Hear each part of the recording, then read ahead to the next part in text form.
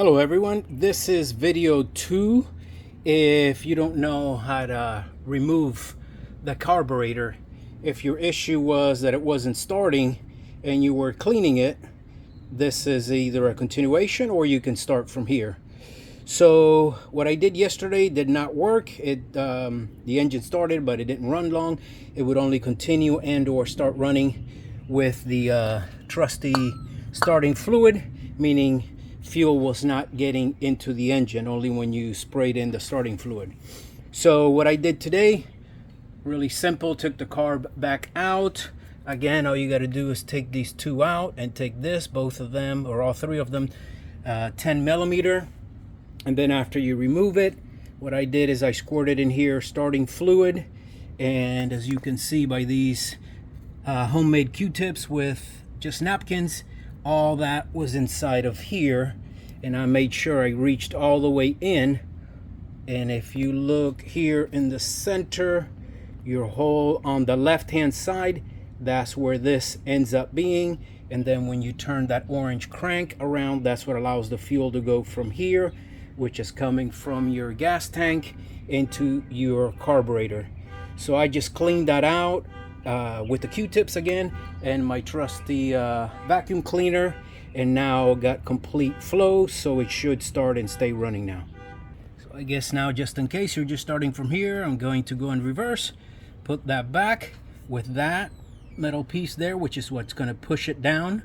Again, right there, the fuel is flowing from your gas tank to the carburetor, and when you have it this way, it shuts off the fuel, simply because that's what allows the fuel to flow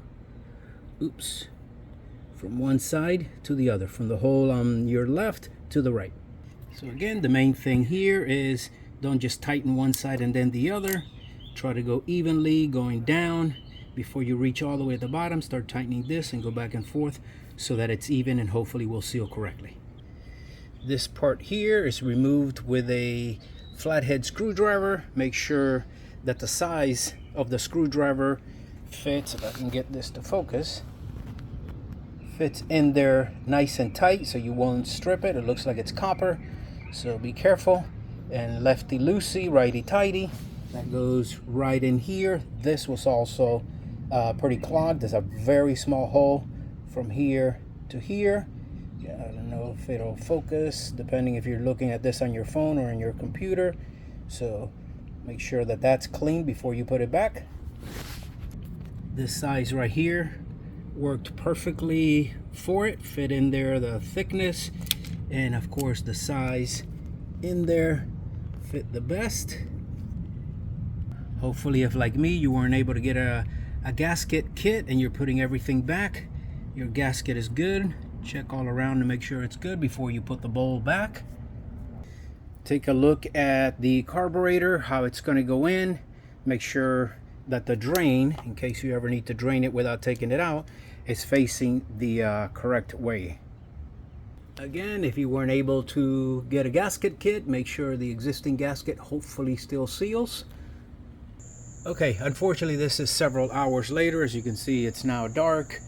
Had a little small accident and had to stop everything. So the hose fell apart and I had to go to Home Depot to get a new hose.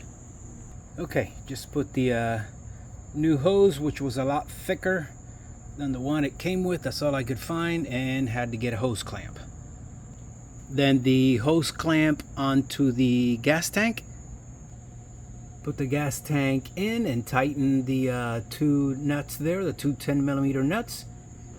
Next, you put in the bolt over here on the gas tank.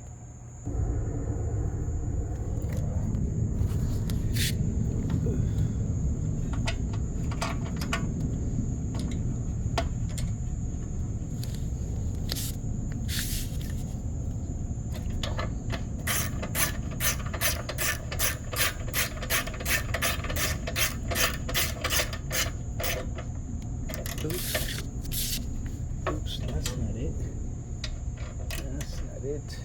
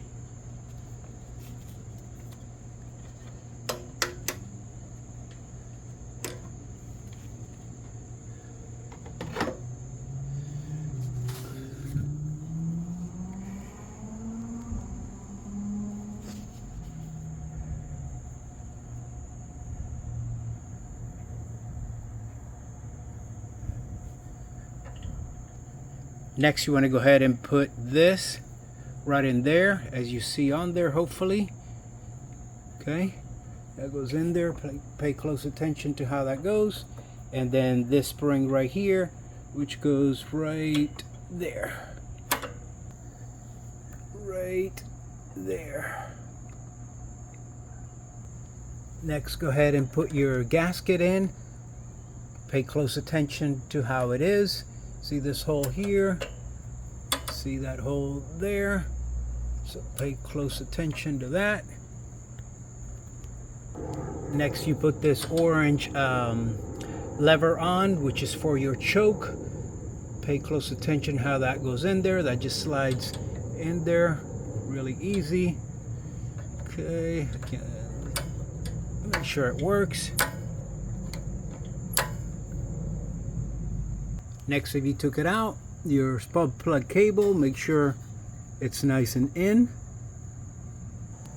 Next, you want to slide this on. I found out by having the fuel this way, which is off, and the choke this way, or about right here. It goes in the easiest here. Of course, at the same time, you're aligning this two bolts up. And remember, this hose goes here into your valve cover. So pay attention to everything, your gasket, before you tighten anything. Make sure everything is in place. As these two, you're going back and forth to make sure this goes back straight that way.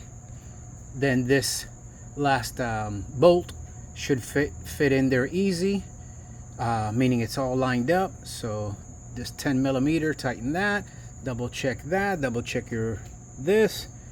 Make sure, remember, your fuel on is that way, your choke on is this way, and once it starts, then you move it that way. Okay, and that should be it. Ready to start. I would test that, of course, before putting in the air filter. Maybe put a little starting fluid in there to allow it to have some of the gas fill the bowl down here if gravity hasn't done it already, and you should be all set to go. If this helped you out, hopefully you're started.